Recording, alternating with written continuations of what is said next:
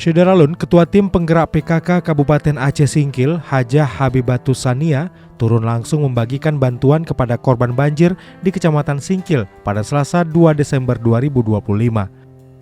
Dengan menaiki truk Satpol PP, Habibatus Sania bersama Wakil Ketua Tim Penggerak PKK Aceh Singkil, Hajah Umi Maimah, door to door mengantar bantuan sembako ke rumah para korban yang masih tergenang banjir.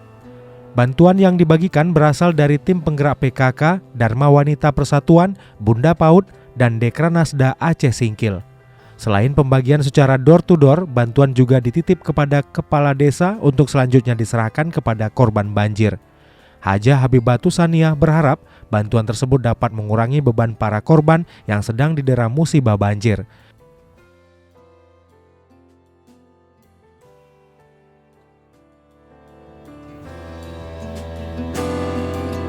Download Tribun X sekarang, menghadirkan lokal menjadi Indonesia.